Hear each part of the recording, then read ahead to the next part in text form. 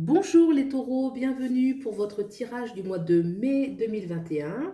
Donc on va aller voir ici au centre vos énergies globales, ce que vous ressentez un petit peu, les problématiques, ce qui se passe en vous tout ce mois-ci.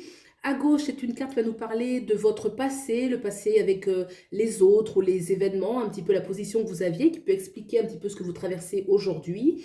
La carte à droite va nous parler de ce vers quoi vous allez, donc le futur proche. La carte en haut va nous parler de l'énergie sur le plan social, sur le plan professionnel. Puis la carte en dessous va nous parler du cercle très intime. Ça peut être le compagnon, la compagne, les enfants ou juste le domaine sentimental. En tout cas, c'est le cercle très intime.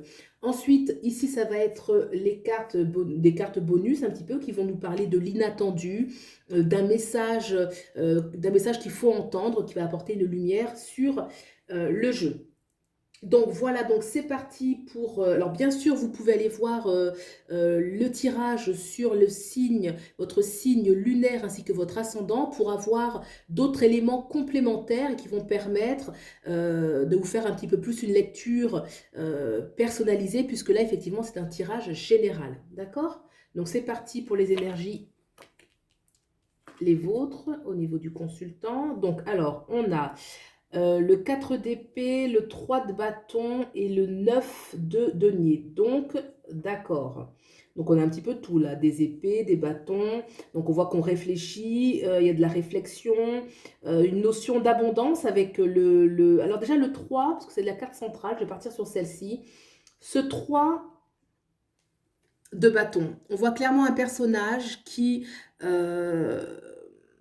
il y a une notion où on met vraiment, on se lance au niveau de son projet, on a mûrement réfléchi, on va entamer quelque chose de nouveau. Regardez ce personnage qui est parti la nuit, il y a une notion un petit peu de secret, il y a quelque chose de magique.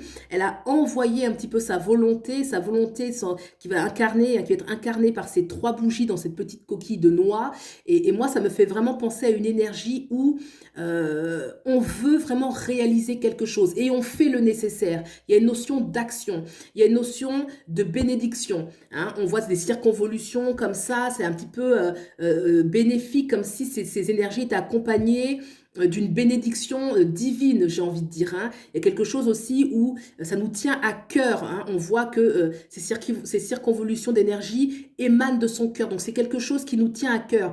On a envie que les choses avancent, on a envie que les choses prennent une autre tournure. Elle envoie ça, hein, comme si elle envoyait ce message à la vie, vraiment à l'univers, une façon de dire, voilà, je veux réaliser quelque chose de nouveau. Et elle y met sa volonté, elle y met son cœur. On a en effet juste ici sur la gauche le 4 d'épée. Hein. Ici c'est le 4 de challenge, for challenge. Donc là c'est le 4 d'épée. On voit un arbre. Donc là il y a eu de la réflexion parce que cet arbre-là, il est verdoyant, il est magnifique, bien vert avec des fruits, mais il émerge d'une forêt qui est grise. Donc peut-être que dans votre entourage ça n'a pas été évident. Il y a eu des choses qui ont demandé d'aller chercher des ressources, d'aller chercher ces ressources en soi pour aller... pour aller trouver des réponses au niveau, mais vraiment des réponses intérieures. Hein. C'est, le 4 d'épée nous parle d'un temps de recueillement nécessaire justement à l'émergence des solutions. Et là, on voit qu'il y a des ressources. Alors, regardez comme les ressources sont immenses, qu'on a un arbre qui est vraiment magnifique, mais on voit que le décor, donc peut-être qu'il y a un temps de repos, un temps de repli qui est important, puisqu'il permet justement d'avoir les solutions. D'accord ?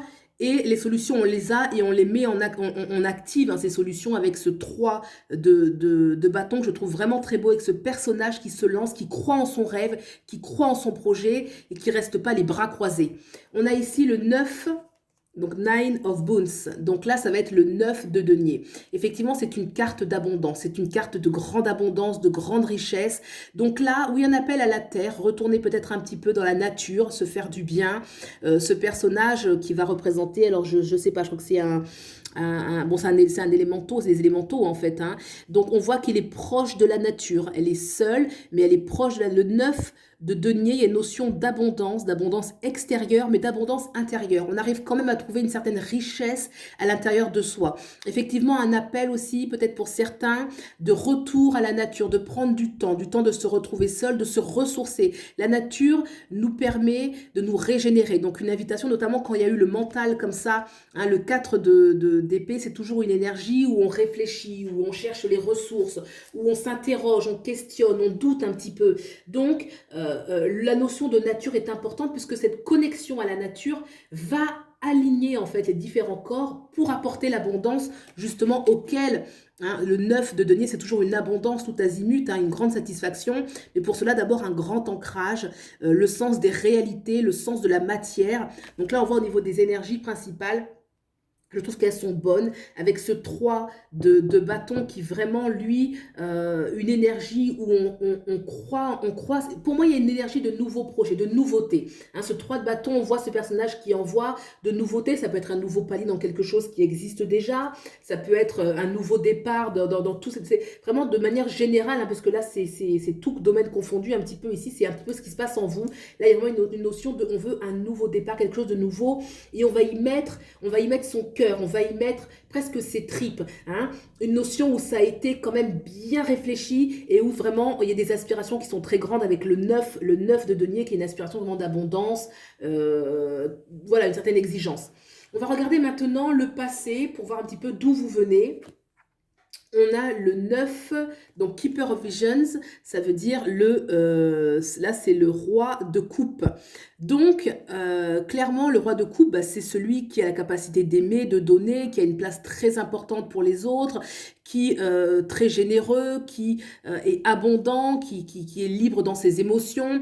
Une notion d'amour, hein, avec le Keeper of Visions, c'est vraiment beaucoup d'amour, beaucoup de générosité. On voit que là on l'a mis un petit peu au fond des eaux. Donc ça va nous parler vraiment, vous avez été une personne très intuitive et surtout très généreuse. Je dirais plutôt le terme de généreux, même si l'eau va nous rappeler un petit peu l'intuition, la bonté, la gentillesse.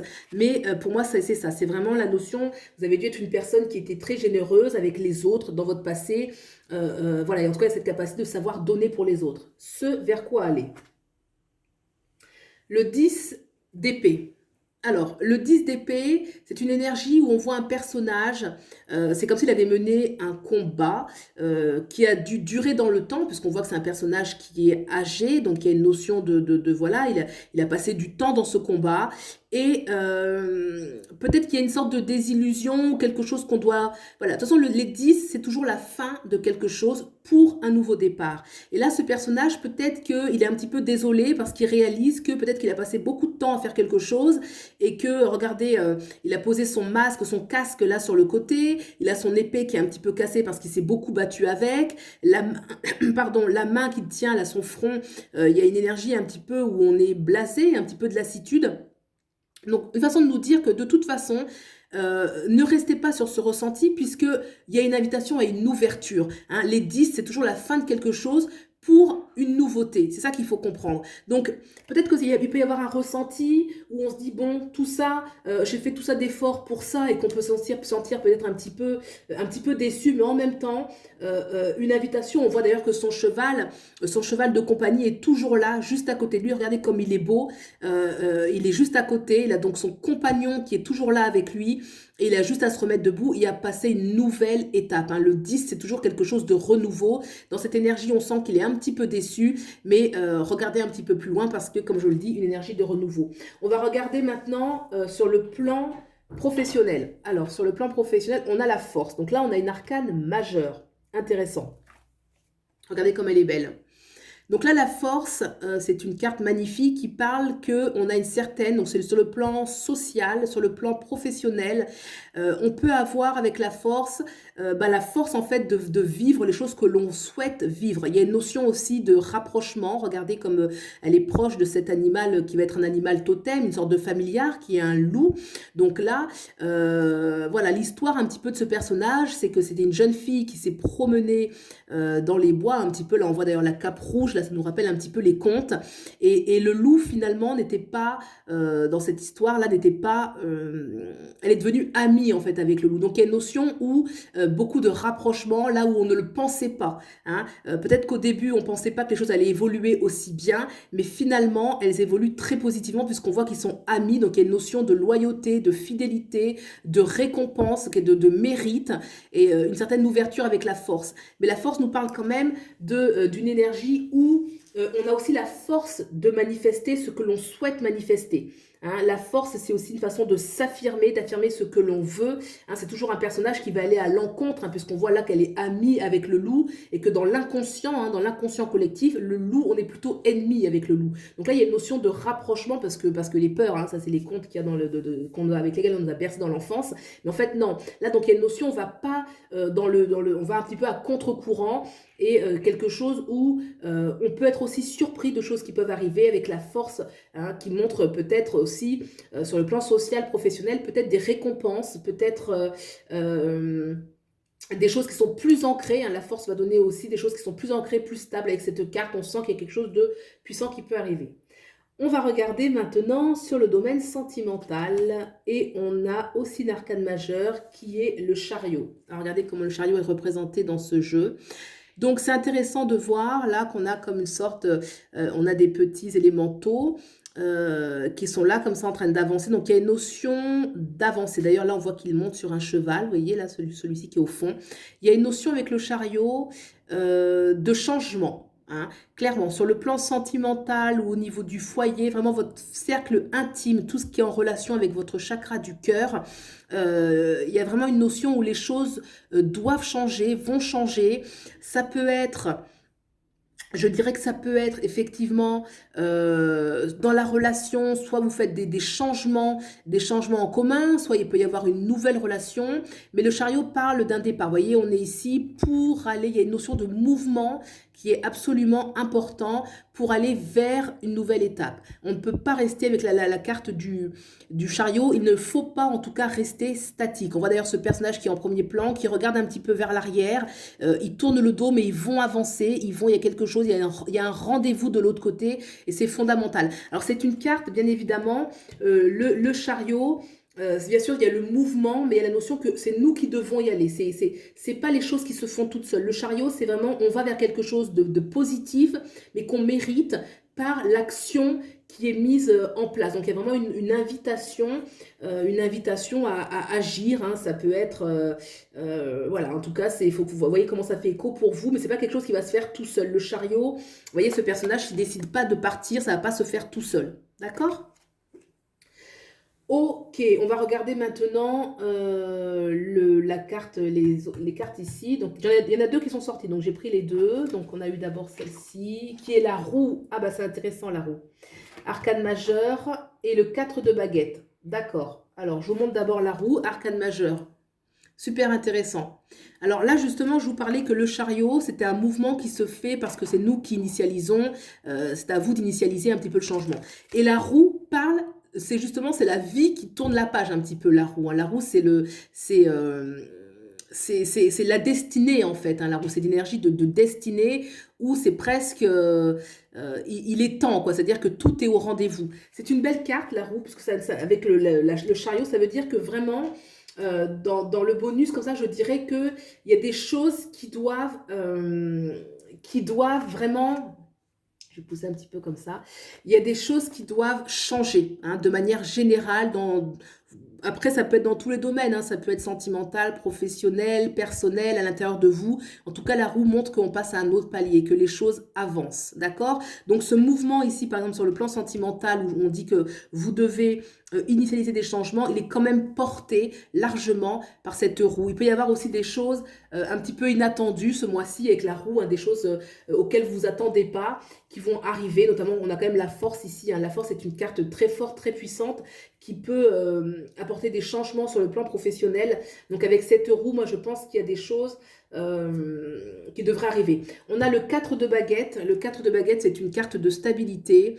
Juste à côté de la roue, moi je pense qu'on part, on change pour quelque chose de beaucoup plus stable. Alors si par exemple, si on prend ce domaine ici sentimental, hein, si vous êtes en couple, peut-être que vous passez à une autre étape pour quelque chose de plus stable. Par exemple, le 4 de baguette, ça peut être l'achat d'un immobilier ou habiter ou déménager en commun, déménager d'un lieu. En tout cas, il y a une notion de stabilité, de famille. Et le 4 de baguette, on va dans quelque chose de beaucoup plus stable. Si c'est une nouvelle relation, une relation qui peut être stable, hein, le 4 de baguette à côté de la roue, on va vers une situation qui va s'ancrer. Hein. Le 4, c'est un chiffre qui parle d'ancrage, qui parle de stabilité. Donc, on va vers quelque chose de solide. Hein. Si c'est sur le plan professionnel aussi, quelque chose de solide. Ne pas avoir peur des changements. Ne pas avoir peur des changements. C'est vrai que la force, ici, dans la maison social, professionnel, il peut y avoir quand même, moi je sens une énergie de changement à ce niveau-là, de beaucoup de rapprochements, où vous êtes aussi plus reconnu, hein, la force, on est aussi plus reconnu, il y a une plus grande satisfaction, on est plus en phase en fait avec ce que l'on veut, hein, avec cette force. Donc voilà. Voilà tout ce que je peux dire pour l'énergie principale. Je trouve que c'est une belle énergie où il y a un certain dynamisme avec ce 3 de bâton, les aspirations du 9 de denier où vraiment on aspire à beaucoup d'abondance, ce 4 de challenge où on voit une personne vraiment qui réfléchit, qui a les ressources en elle. Vous êtes capable de beaucoup d'amour, c'est très bien. Un petit bémol sur le 10 de challenge, je dirais vraiment ne pas avoir peur des changements, ne pas avoir peur ne pas être trop dur en fait, je dirais plutôt ne pas être trop dur. C'est un personnage quand même, ce 10 de challenge, qui représente le 10 d'épée. Je dirais ne pas être trop dur avec vous, ne regrettez pas le passé, ne regrettez pas les choses qui ont dû être... Le temps peut-être qu'on a mis pour certaines réalisations et qui sont peut-être pas réalisées comme on le souhaite. Ne soyez pas trop dur, ne soyez pas trop déçus, puisqu'on est quand même porté par ces énergies de changement. Là, on a ici le chariot qui annonce toujours quelque chose de positif, la roue qui est la destinée, et le 4 de baguette qui parle de stabilité. C'est quelque chose qui va de toute façon vous amener beaucoup de stabilité intérieure, qui peut vous amener aussi de la stabilité extérieure. Donc pour moi, c'est un jeu très très positif. Voilà pour les taureaux. Ben écoutez, si ça vous a plu, vous pouvez liker, vous abonner, commenter, soutenir la chaîne. Je vous remercie. Et puis je vous souhaite le meilleur et je vous dis à bientôt. Au revoir.